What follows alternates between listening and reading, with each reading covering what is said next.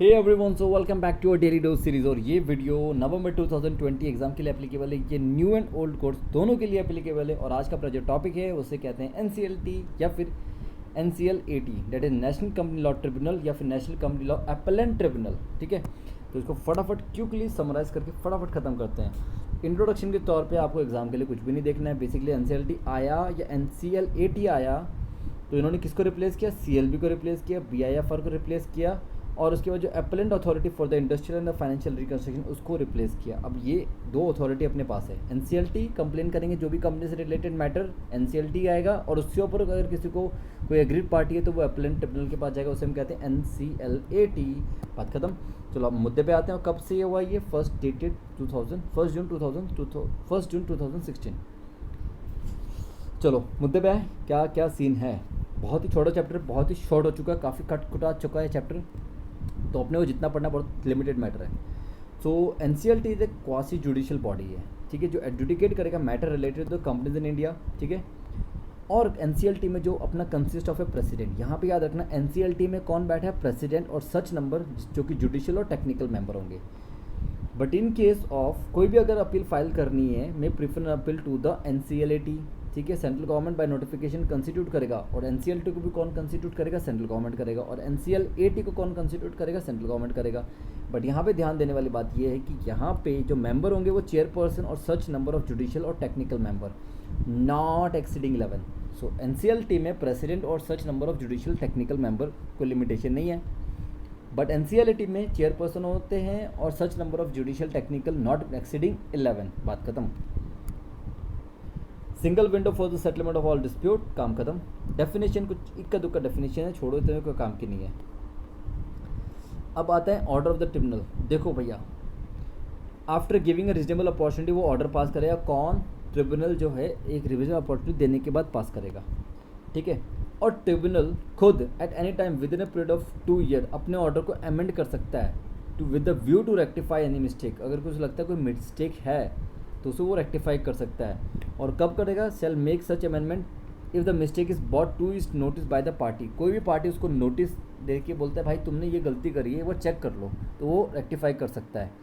और इसके खिलाफ कोई अपील फाइल नहीं होगी। ठीक है, no appeal shall be preferred relevant to such amendment, provide no such amendment shall be made in respect of order. अच्छा सॉरी, अगर कोई अपील फाइल हो चुकी है, मतलब NCLAT में कोई अगर अपील फाइल हो चुकी है, ठीक है, तो उस या सुप्रीम कोर्ट में कोई अपील फाइल हो चुकी है, तो इसके खिलाफ उसको अमेंडमेंट नहीं किया जाएगा कोई भी ऑर्डर को। और जो भी कंसर्न पार्टी है सबको वो ऑर्डर की कॉपी दे दी जाएगी जो अमेंडेड ऑर्डर है। अब आता है second topic, appeal from the order of tribunal. Appeal from the किसके पास जाएगा? ट्रिब्यूनल का ऑर्डर का अपील कहाँ जाएगा? लाइज विद द, देखो सबसे पहले appeal to the appellate tribunal. ठीक है, with the order shall be made by the concern of the party. No appeal shall lie to the appellate tribunal for an order which was made with the concern of the parties. देखो भैया, जो tribunal था ना, उसने सबकी concern लेके वो एक ऑर्डर पास किया था। अब एक पार्टी का दिमाग घिस गया, वो बोलता है मैं तो ट्रिब्यूनल में जाऊंगा, तो वैसे केसेस को जो कि सबकी कंसर्न के साथ सबकी कंसेंट लेके पास किया गया ट्रिब्यूनल में ऑर्डर, वो अपीलेट ट्रिब्यूनल में नहीं आएगा। ओके, और अपीलेट ट्रिब्यूनल में अगर कोई भी प्रोसीडिंग अगर आती है तो 45 डेज़ में अंदर आएगी। और फर्दर एक्सटेंशन कितना दिया जाएगा? 45 डेज़ का। और एक्सटेंशन कब दिया जाएगा? जब सफिशिएंट कॉज होंगे। ठीक है, कंटिन्यूशन ऑफ डिले कितना है? 45। अपीलेट टू द अपीलेट कितना होगा? 45 डेज़। कब से? Copy of the order received by the agreed party. ठीक है, तब से। और वो अपीलेट जो ट्रिब्यूनल है शैल कन्फर्म, मॉडिफाई और set aside the order passed appealed. ठीक है, और copy of the order is sent to the tribunal और the parties to the appeal. Expenditure disposal by the tribunal, expeditious disposal by the tribunal and appellate tribunal. देखो, speedy dispose of करना है tribunal और appellate tribunal को, speedy dispose of करना है within a period of 3 month. देखो भैया, tribunal तुम्हें और भी केसेस लड़ने हैं, ये नहीं कि तारीख पे तारीख करते जाओ, नहीं, 3 महीने में केसेस खत्म करो, प्लस 90 डेज़ का आपको और एक्सटेंशन दे दिया जाता है। ठीक है, और वो भी कब? जब पिटिशन, अगर एप्लीकेशन और the petition of the appeal is not dispose of with in a period of 3 month, तो उसका रीज़न रिकॉर्ड किया जाएगा कि भाई 3 महीने में उसको डिस्पोज ऑफ नहीं कर पाए, क्यों नहीं कर पाए, वो रीज़न देना होगा। एंड द प्रेसिडेंट और या चेयरमैन एज द केस में भी, प्रेसिडेंट किस में आता है? NCLT में। चेयरपर्सन कब आता है? NCLAT, that is appellate tribunal. May after taking into account the reason recorded extend the period not exceeding 90 days, ठीक है। तो matters to be presented before the tribunal, 3 महीने में उसको सॉर्ट आउट करना है। और कॉन्टिन्यूशन ऑफ डिले कितना है यहाँ पे 90 डेज। 45 + 45 एपीलेंट ट्रिब्यूनल में आने का, और एपीलेंट ट्रिब्यूनल को 3 महीने में केस सॉर्ट आउट करना है। और मैक्सिमम एक्सटेंशन 90 दिन का कॉन्टिन्यूशन ऑफ डिले, और वो भी कब, रीज़न रिकॉर्ड करना पड़ेगा राइटिंग में। प्लस प्रेसिडेंट या चेयरमैन अगर उन्हें लगता है कि बनता है एक्सटेंशन, तो मैक्सिमम एक्सटेंशन कितना 90 डेज, ओके। अब सुप्रीम कोर्ट, एनसीएलटी ने कुछ कहा, आप उससे खुश नहीं हो, तो आप कहाँ जाओगे, सुप्रीम कोर्ट। सुप्रीम कोर्ट में जाने के लिए डेज बढ़ चुके हैं 60 डेज, और कॉन्टिन्यूशन ऑफ डिले कितना है 60 डेज। और सुप्रीम कोर्ट में वही केसेस आते हैं जो क्वेश्चन ऑफ लॉ के ऊपर है, ठीक है। फैक्ट से रिलेटेड वाले केसेस हम सुप्रीम कोर्ट में नहीं जाएंगे, सिर्फ क्वेश्चन ऑफ लॉ से रिलेटेड यहाँ पे जाएंगे, जिसमें बेसिकली सवाल उठाए जाते हैं, भैया ये लॉ गलत है, क्वेश्चन ऑफ लॉ की जो इंटरप्रिटेशन है वो सही नहीं की गई है, वगैरह वगैरह। प्रोसीजर बिफोर द ट्रिब्यूनल और द अपील, क्या प्रोसीजर रहेगा, their tribunals regulate their own procedure based on the natural justice. भैया नेचुरल जस्टिस को ध्यान में रखते हुए अपना प्रोसीजर बना सकता है।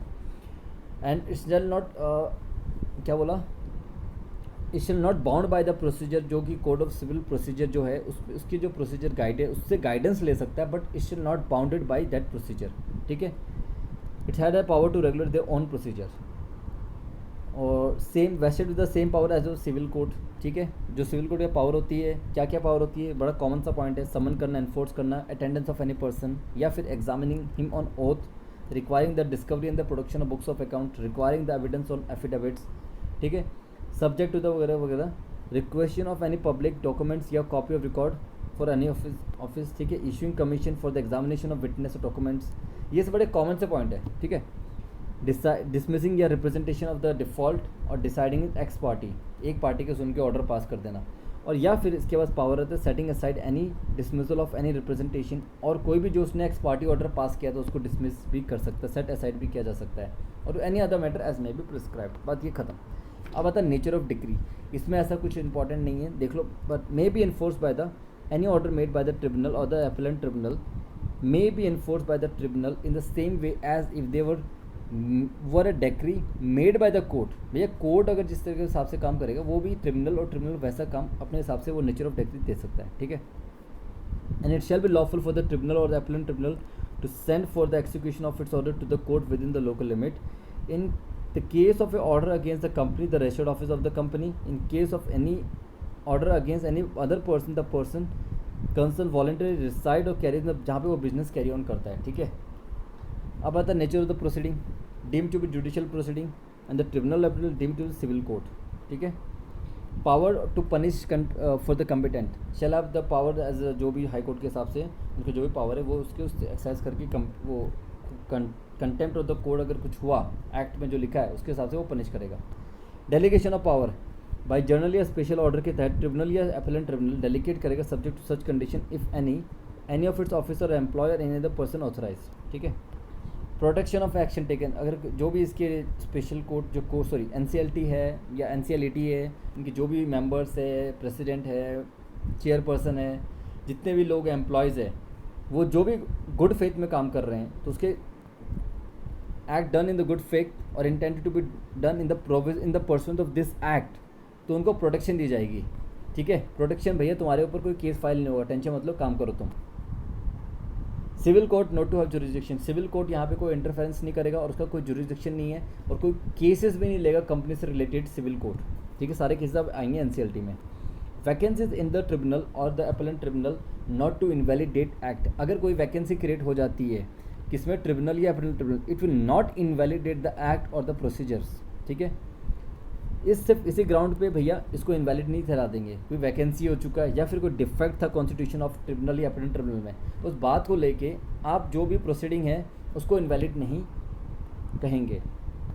राइट टू लीगल रिप्रेजेंटेटिव, देखो भैया मैं नहीं आ सकता, मैंने अपने चार्टर्ड अकाउंटेंट को अपॉइंट कर दिया, मैंने सीएस को अपॉइंट कर दिया, मैंने कॉस्ट अकाउंटेंट को अपॉइंट कर दिया, या फिर कोई लीगल प्रैक्टिशनर उसको अपॉइंट कर दिया, और any other person to present his case before the tribunal. Limitation, the provision of limitation का जो एक्ट है वो इसके यहाँ पे भी अप्लाई होता है।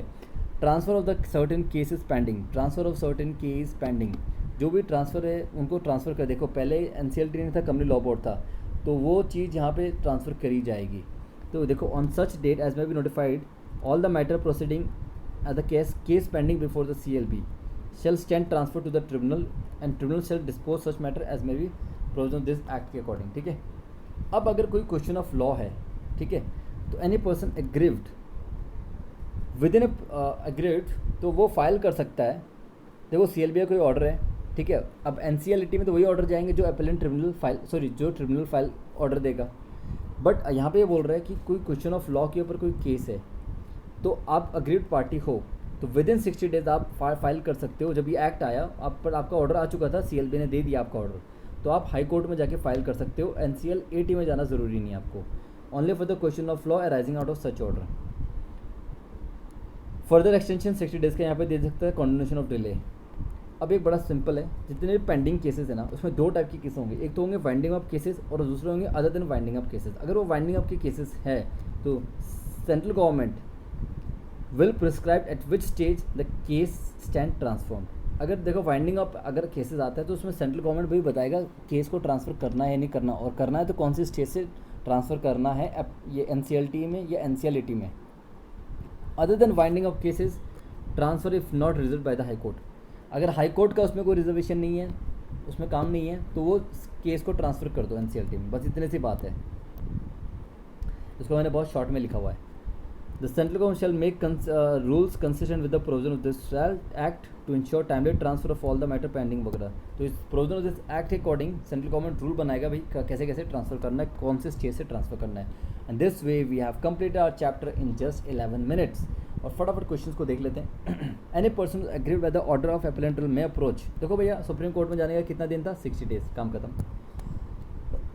अब एक छोटा सा क्वेश्चन है, procedure to file an appeal for the order of tribunal under the companies act 2013।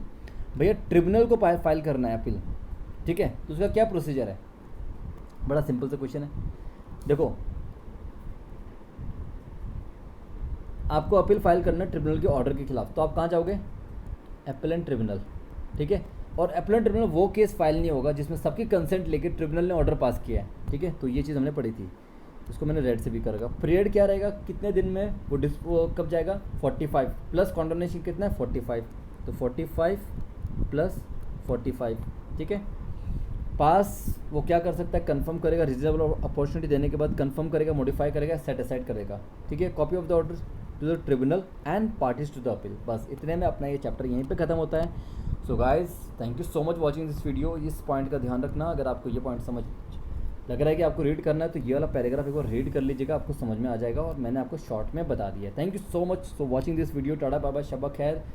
And because of our damage in studio हम लोग आने वाले टाइम में इसी तरह शूट करेंगे रिकॉर्डिंग। और thank you so much watching this video. Tata bye bye, शब्बा खैर, शुभ रात्रि।